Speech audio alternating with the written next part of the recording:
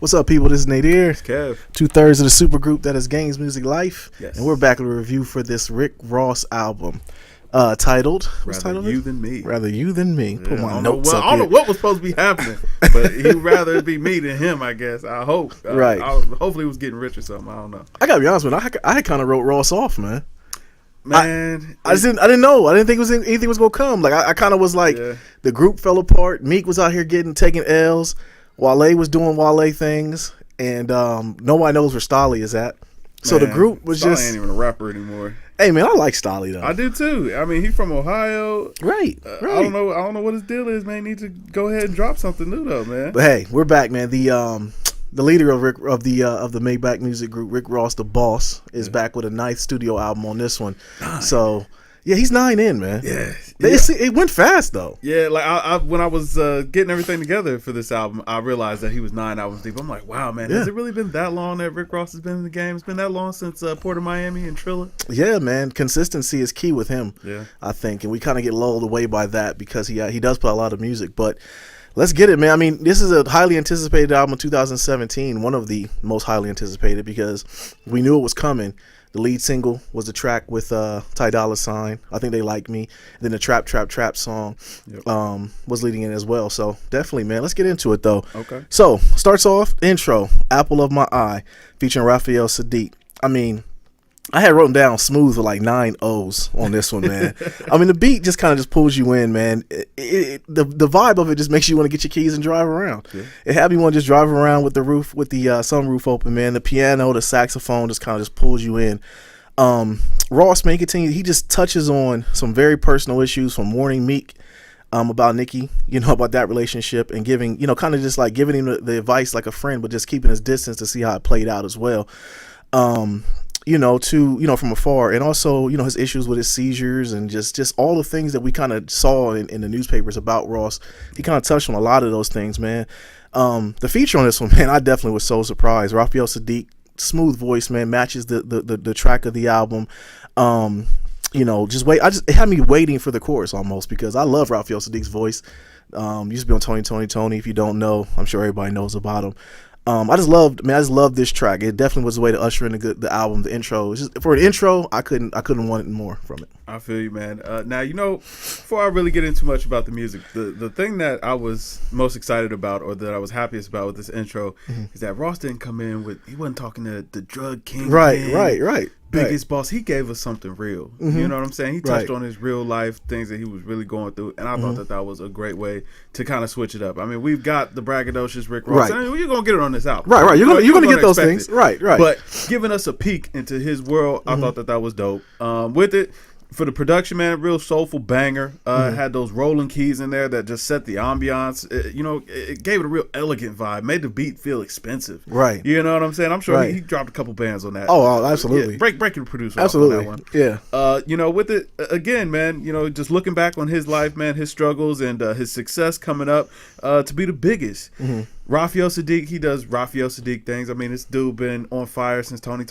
What did you expect? I don't think he's ever put out a bad song. So, it was just a winner. It was just a winner of a track. I mean, that's what's up. I had the same thing. And the thing about it had me kind of thinking about, too, Ross got very personal on this project. Yeah. Has he ever done this before, though? Not to this depth. Right, okay, because he was airing cats out. We'll get more into it. Yeah. But, okay, so leads into track 2, Santa Rini Grease. Jesus, I messed that up. What'd you think, man? With it, man, the jazzy vibe on this track is perfect. It sounds like they trapping out like the piano bar. So, right. Real elegant. Ross again picks back up with the drug lord bars, but it's all good. I mean, it's Rick Ross. What do you expect? Hey, he's lying to you. It don't matter. It doesn't matter. Just nod your head and appreciate the music. Hey, it's whatever, man. It's cool. It sounds good. Right. And if you like him talking that ish, like if you liked his past stuff, man, you're gonna like this. Right. I mean, he was still feeding his core fans, or he's still doing what you know him for. Which I thought that it was dope, man. This track for me, it was heat. Okay, no doubt, man. I mean, I had written down head nod music, man. The beat is just infectious from the sax to the piano. Once again, man, just another smooth track. Ross's flow matches the vibe as usual, speaking his boss talk. One thing that stood out to me lyrically was how he spoke on his business savvy and how he came up moving from drug game to understanding how this is a white man's world and how he's winning in a white man's game. I mean, just basically just that, man. It's just a dope track. Like, he's conscious of everything that's going on. This dude's business sense is just crazy. Yeah. Okay. So leads into track 3, Idols Become Rivals. All right, man. I had written down this one, man. Just R.I.P. to Birdman. All right, just R.I.P. to him. He basically aired out. I can't see anyone would sign with Cash Money at this point. But the dope thing about it was, man, he aired him out completely, but touches on in a very tasteful way. Yeah. He was let down by someone he considered an idol and literally doesn't have any respect for him. But he also told him how he loved him too. Yeah. You know what I mean? Just from Wayne to everything. And we kind of knew something like this was going to come, because on the Breakfast Club he talked about that, how he didn't just respect that whole thing. And we got an artist like Lil Wayne who at one point had the game in a choke, man. He had everything. He was the one. And now for him to be shelved and we don't hear anything from him really, it sounds like Rick Ross not even being someone that really was even close to that situation as far as being a close friend, but he was always just somebody from afar looking at it, and he took it on the chin too, like, yo, I'm part to blame too. Right. So I thought it was a very dope track, man. R.I.P. to Birdman. Hey, I feel you, man. First thing I gotta go ahead and get this out the way, man. Okay. What was Chris Rock doing on this song? Hey, you know what? He just gave Chris Rock a mic and just said, just say what you want to say, man. Go for it. I don't know what Chris Rock's purpose was. But it was funny though, man. It was funny. Yeah. It was just random. It was just super random. Exactly. But beyond that, me. I came up, man, listening to Cash Money. Like, Cash Money, one of my favorite groups of all time. Right. So hearing Ross put this on the track, man, I felt like this was speaking for any fan of, Lil Wayne, Hot Boys, anybody that came up out of Cash Money from, 1998 until now. And really just how Birdman was doing them. Right. This was probably the realest I've ever heard Ross keep it. Now, I felt like he was even coming from a fan's perspective, because I mean, he really has nothing to do with that situation. Right, exactly. But it's just so infuriating to see an artist, that's done as much or accomplished as much as Lil Wayne has be going through this right now. We've talked about this the last couple of weeks. And just make it right. Exactly. But Ross captured that essence perfectly. Now, it doesn't even matter if he was or wasn't the person to do this. It was like what he said needed to be said, and he did it in a tasteful way. It wasn't like he just came out the door just swinging at Birdman. It was one of those things like, yo, how could you do this? Right. And I felt like that's what everybody was feeling like. Right. I thought it was a dope track, really well put together.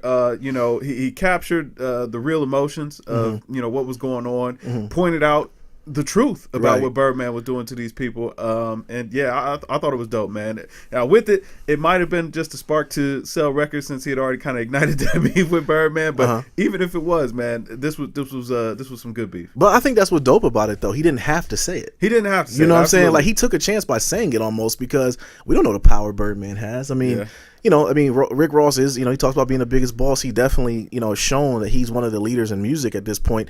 So, he definitely stepped in front of the gun, so to speak, on this one, because he could, go to war with Birdman. If anything, Birdman got to look himself in the mirror and say, you know what, I need to get this stuff right. Right. I mean, because one thing Rick Ross does, which I always appreciate, is how he always speaks on how if he wins, his boys win. Yeah. And they look at that. I love how Meek and Wale look up to him as big bro and acknowledge him as that. And they follow his lead, man. You know what I mean? I love that about, the way that he puts off. And sometimes you get people who talk about things and you be like, okay, they might be acting, but this guy comes off as genuine. Yeah. You know what I mean? So, I love the track. Yeah, so it sounds like he was built for that. Yeah, absolutely, man. Okay, so leads into track 4, Trap, Trap, Trap, featuring Young Thug and Wale. I mean, one thing that stood out to me, this wasn't a typical trap beat. The drums and the bass drops on this one makes you just get up and do a dance, man. Whatever dance you got in your repertoire, just get up and do it on this track, man. Young Thug even sounded spirited to me, man. I'm not a Young Thug fan, as we all know, but I really enjoyed his offering on this one, man. Label mate Wale came in like little bro, like I said before, and really did his thing, man. I love how him and Meek, like I said, just look up to Ross as big bro and match the energy on the track, man. I thought it was a dope track. Yeah, man, I just dropped the top at the red light. Woo! You know what I'm saying? Like, you gotta love it. You got to. You got to love it. Now, for me, man, on this track, that hook is trash. I mean, just keep it real. You gotta keep it 100. That hook was bad. But it doesn't matter, because the song is a banger, man. Ross comes with that energy. You know what I'm saying? The production on there, man's got just a real energetic vibe. It just make you want to just get up and just tear something up. Hey, you know what whatever I'm saying? two-step you got in your DNA, just get up and do it. Just pull it out. Just get up. Ain't nobody gonna judge you. Just do it, man. And then Young Thug came on there, man. I loved his energy. Yes. The stutter on there towards the end of his verse, I was kind of like, yeah. But, it's a reach. Hey, it's whatever, man. Yeah. The energy on the track was already there, man. Even Waller did pretty good. Waller, here we go. I'm not. I felt like he did pretty good. I would have maybe threw him in the middle. Okay. But hey, whatever. Song was a banger, man. Okay. I could definitely hear this playing. I wish it would have maybe came out a little bit closer to the summer because that sounds like a summertime banger, but it'll probably carry through. Okay, no doubt. All right, man. So leads into track 5, Dead Presidents, featuring Jeezy, Future, and Yo Gotti. What'd you think? Man, with it, sounds like your typical Ross turn-up song here. It reminded me of like Hold Me Back and No Names and a couple of other Ross tracks. I really wasn't feeling Jeezy on the hook. Okay. He sounded a little bit out of place, or his sound just sounded a little bit dated on here, but I thought that the verses were really good. I really liked what Future actually offered in here. I thought he sounded great. It sounded like he was still in his Future vibe rather than his Hendrix vibe. So I appreciated that. Overall, cool track, man. We rolling. Okay, we kind of disagree on this one a little bit. I mean, I definitely thought it was a dope track. Get me wrong, okay? So going into it, man, high energy track, typical MMG sound. Not a bad thing though, by saying that.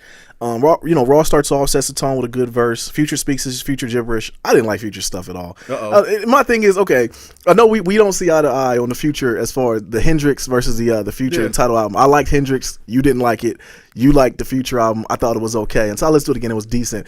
I think this matched the Future album. I did not like what he was talking about. It just seemed like he was in, like you said, his Future lane, but I don't know, I just didn't like it. I didn't think that one was okay. That's all right. Jeezy actually sounded okay to me. He sounded TM103 Jeezy. He was back on the typical Jeezy tip.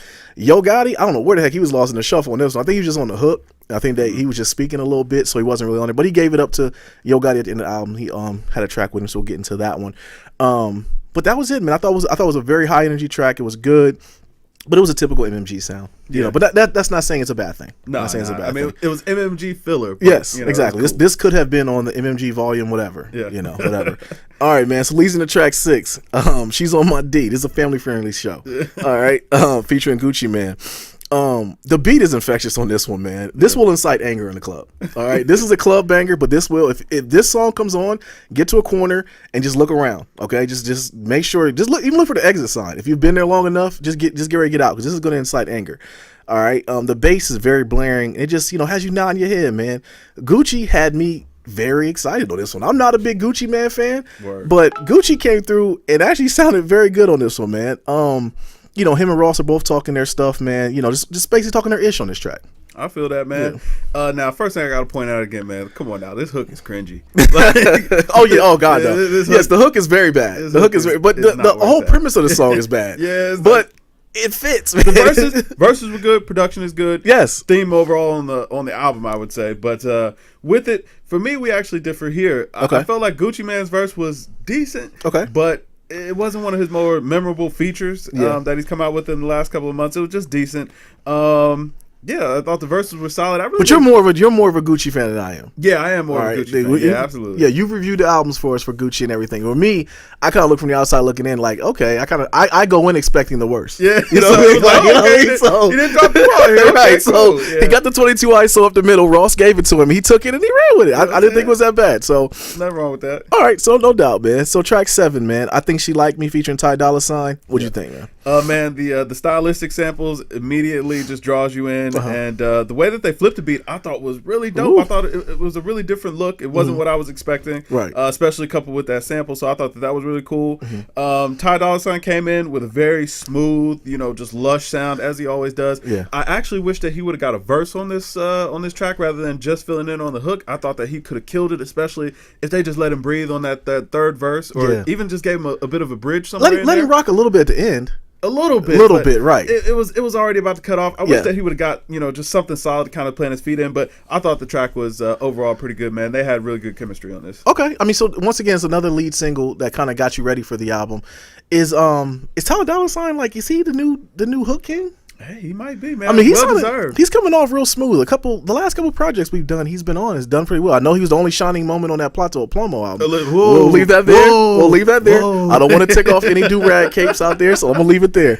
All right, man. So on this one, like I said, it was the lead single for the album. So I did hear this track before the album. This is the only one I'd actually heard before the album had dropped. The beat is just smooth once again, man. I really enjoyed the hook from Ty Dolla $ign as well. Ross is talking his boss talk. Decent track. Yeah. All right, man. So leads into track 8, Powers That Be. Yo, featuring Nas. Yo, Nas didn't lose. Nas did not lose, man. Hey, Nas gets a W on this one. All right, that's all I gotta say, man. We got the Nas loss most of the time. Yo, Nas did not lose on this one. track is dope, man. It made me sad almost though, because this pointed out why Nas is not as good as Jay. Because Nas's production was never on top, man. He was there. Hearing Nas over some good production, I was very excited about this one, man. But anyways, Ross is spitting on this one. The DJ Clue drop on this was very dope to me as well. And he ushers in Nas, who kills it. Nas kills it, man. It's been a while, since I've heard Nasir rap in a while, since Nas' album done on Khaled's album. And so I was definitely excited to hear this one, man. Man, first thing that hit me, like, man, here comes Chris Rock again. I don't know exactly what he's doing here. Like, it seemed like he was just like in the studio. Yes, and exactly. Like, yo, listen, just come say something. Yes, be a part of this. Just do whatever you want to do. Because how do you tell a legend what to do? Exactly. I mean, it seems like he was probably like just in Miami. Yeah. You heard some guys were at the studio, like, hey man, he wasn't even invited, just popped up, like, hey, what's going on, guys? It's Chris Rock. What you gonna do? Right. You ain't gonna tell him to leave. So it's like, hey man, come on in. Whatever. Do what you want to do. Yeah, but. I don't know. Why he was there. But again, I felt like this song was just decent. We actually differ on this. I felt like Nas's verse was uninspired on this track. Man, I thought it was all right. It wasn't bad. Like, Nas is not a bad rapper. I've never heard him, take bars off. But at the same time, I didn't feel the energy coming from him. It sounded like he was kind of maybe doing this as a favor to Ross. So you thought it was built in? Yeah, it was maybe like one of those 1 a.m. verses where it's like, man, he said he need this back. I'll send it back. But it wasn't bad. I'll say if that's the Nas we get on mail-ins, we need to hear a project, Nas. Hey man, listen. I need to hear. Nas' album done. It got to be on the way. Whatever. Nas might have still lost. All right, I'm gonna take it back. All right, man. So Lisa to track 9. Game ain't based on sympathy. Yeah. What'd you think? Man, the sample was so soulful, man. It had me feeling like it was like early 2000s vintage Yeezy collabing with Pharrell in there. I could actually barely focus on those verses just because the beat was so smooth. Yes. But that was no knock to Ross or what he put down. He actually held it down in there. They let the beat breathe properly in lieu of actually having a hook on there, which I thought was a great idea because that beat is absolutely fantastic. And the hooks up to this point have been pretty lackluster on this project. So just skipping the hook altogether, just letting the beat breathe and going into the next verse, I thought was a perfect touch. The only thing I wished on this track was that Hov was there. That was the only thing I could think of. That would have been a good one. I'm like, yo, this sounds perfect for a whole. That would have been. You know why? Okay, I had it written down, man. Smooth. I had like 9 O's on this one. Had a very jazzy feel. It sounded like grown man rap. That's why I would have liked Hov to be on it, because it sounds very grown manish. Yeah. The saxophone makes just makes it that way. Whoever Ross uses for his sax and piano, I don't know who he has warming up. It sounds like he's like, yo, y'all ready? Whoever gets on the sax, my man gets on the piano, they start playing, and he just rocks. It sounds like that's what they're doing on this one, man. It's kind of simple, the formula behind it, but it comes off so well, man. It's a good formula. Yeah. The flute towards the end, adds definitely a good touch as well. Like I said, man, just grown man music on this one. I could appreciate this track a lot. All right, man. So leading to track 10, Scientology. Man, I literally stood up and paced the house when this one started. I had my wireless Bose on. I started walking around when I heard this one. This song is far too short. Ross sounds spirited on this one, and the beat invokes thought. I just love the track, man. I just thought this track was very dope to me. I feel you. What'd you think? With it, man, first of all, Scientology, I was like, but behind it, what he was saying behind it, the Scientology behind what he was saying was dope. I mean, the whole thing with Scientology, I don't know. I'm not going to get into that. Okay, they don't want them coming for us. Right. You finish up. I'm going to stop. I thought that the song was actually really dope, man. The production on here was top notch, but for some reason it seemed like the mixing was actually a little bit off. And I mean, I'm listening on Apple Music, so it's not like I got a bad stream or something like that. But like, it sounded like his vocals were a little bit behind or a little bit low for the beat, so that was kind of throwing me off a little bit. But the beat was very regal. I really loved the strings and the choir, the way that they came in, and it added a bit of body and power to the track. And Free Weezy. Free Weezy. Yeah. Okay, I mean, yeah, all right, man. That's all you can say.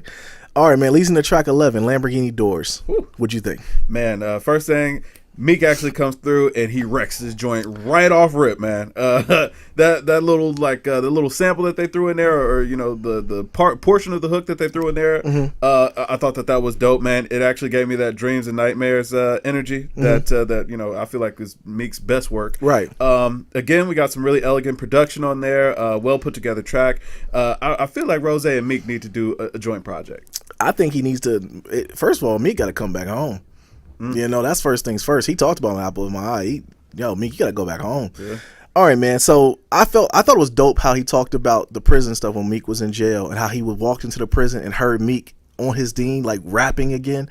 That's that Meek that needs to come back. Like you said, Dreams and Nightmares. I feel like he was in that pocket. And this might even be an old Meek verse, I think, because he killed it, man. He did. He killed this right here. I mean, I'm not a, I'm definitely a fan of Meek. I want that old Meek to come back. I wasn't a fan of the hook, but it matched the beat well. You know what I mean? So that was a dope track. I feel you. All right, man. So track 12, Triple Platinum featuring Skrilla. I mean, grab your car keys again, man. Just grab your car keys, go for a drive, right around with the sunroof open. Let the music play on this one, man. The beat is so smooth on this one, man. The soft piano, the bass drops with a subtle drum sound. It sounds simple when I say it, but it just keeps you engaged on the track, man. I even hung on to every word Skrilla was talking about. So and that says a lot. Ross comes through as fluid as ever on this one. Yes. I feel you. You know what, man? We're different on this track. Okay. Because with it, for me, this track was cool. I didn't hate it, but I felt like at this point in the album, it was kind of that fatigue point where it was like, okay, it wasn't offering up a whole lot. It was decent, but nothing that really stuck with me. Like for me, there was not really a lot memorable about this track. Okay, no doubt. It does kind of fit the theme of the other parts of the album as far as being smooth, and it does sound a little bit repetitive, like you said, kind of just giving the guys, whoever he has playing the beats, man, they're just playing some instruments. I'm sorry, he's just rapping. Yeah. So I can appreciate that difference.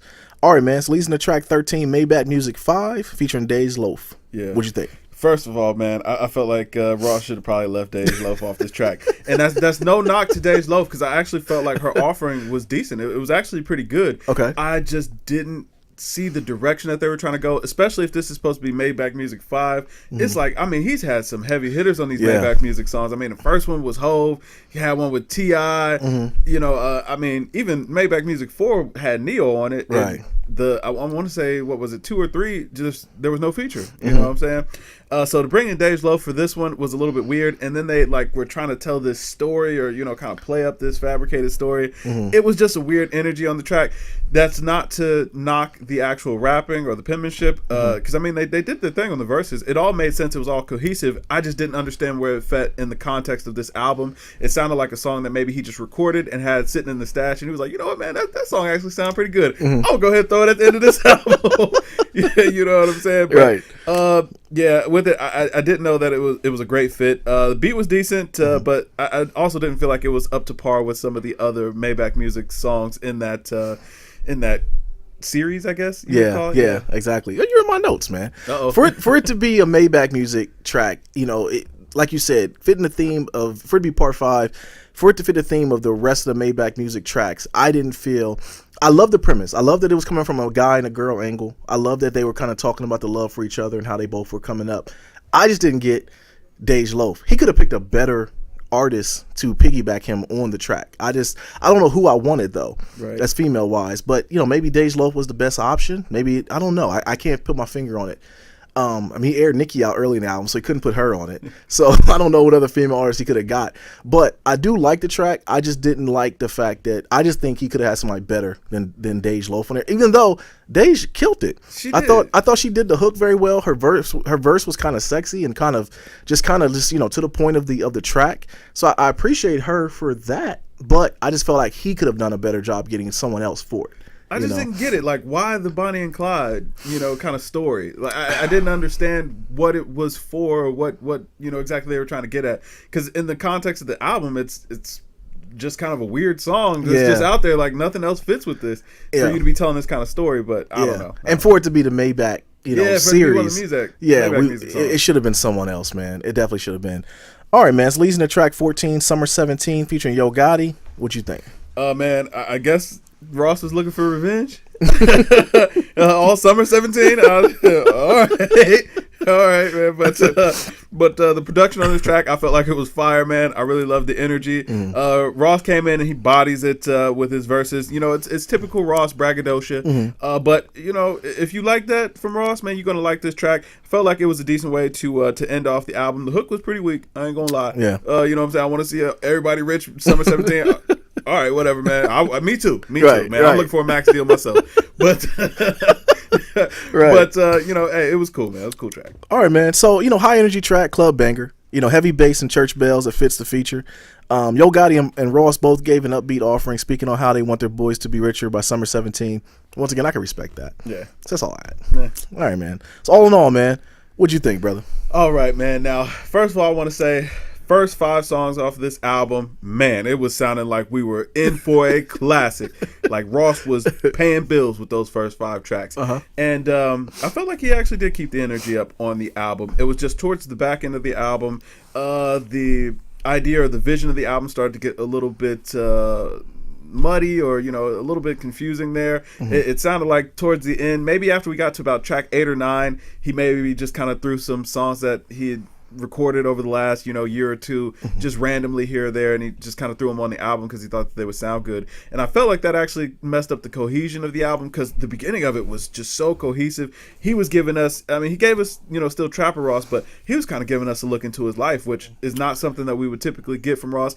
He's always been an artist that gives you a little bit of subtle knowledge, but I really felt like on that beginning part of this album, he was going to flourish in that lane, and towards the back end of the album, he kind of backed off of it. But you actually said something at the beginning of this, at the beginning of the review, that is absolute truth, man. Ross has stayed so consistent, and I feel like he's been so consistent across these 9 albums that we sometimes take it for granted. But boy is good. You know what I'm saying? Yeah. He's good. Yeah. With it, if you're a Ross fan, I would definitely recommend you check out this album if you haven't already. If you're not a Ross fan, if he slighted you in the past, I would still even recommend checking out at least the first 5 songs. I think that you'll dig them. But again, I couldn't go too high on this because of the fact that the vision got a little bit blurry towards the end. So I had to go right around 84. 84. That's Yeah. Hey, it's not Solid bad, B. man. Solid B, man. Hey, I can appreciate that, man. All right, man. So even though I know Rick Ross is probably lying to me, I could care less. All right, just kept nodding to every smooth beat this project had to offer, man. This project is grown man music. Ross may be the most consistent artist in the past years, and this project is what rap needed. He set the bar very high with good features and top-notch production. That's the key thing to me, is the production. Jay, man, he passed the torch on him on the production, on picking beats on this, and that's what separated Jay from Nas. Is where the production on the project. So, and leave Nas alone.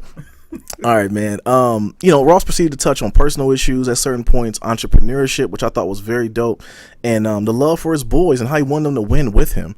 I could totally respect that. Once again, man, the album was played. This album will be played for months. I will keep it for the summer, though. This is a summertime album. Yeah, that's one thing this is. Coming out in the winter, I think this is definitely a summertime album. But I gave it a 90. Okay, I give it a feel you, 90. man. Hey, put that Buy Back the Block back on there for us, Ross, man. I'll bump yours at 85. You give me Buy Back the Block. All right. Buy Back the Block. Yeah. Throw it probably on a deluxe. There you go. Yeah, there you go. Throw it on there as a deluxe, man. Throw one more track. But yo, man, I definitely appreciate it. So yo, man, thanks for rocking with us today. What do you guys think? Give it your review. I know everyone is listening to it. Was we too high? Was we too low? What did you guys think? Leave it in the comments below, man. So this is Nate here. This is Kev. 2/3 of Games Music Life. Thanks for rocking with us today. Drink more water, people. Peace. Peace. For rocking with us today. If you like what you're seeing, please subscribe to our channel and check us out in the future. You can hit the red subscribe button there to the right. As always, our podcast can be downloaded on Google Play Music, iTunes, Stitcher Radio, any podcast app that you want to use. Our social media information is down below. If you want to hit us up, we have our Instagram, Twitter, and Google Plus. We answer to all of them. We like to engage with everybody, so definitely feel free to hit us up. But always, give us a thumbs up if you like it, thumbs down. Let us know what you think. And thanks for rocking with us today. Drink more water, people.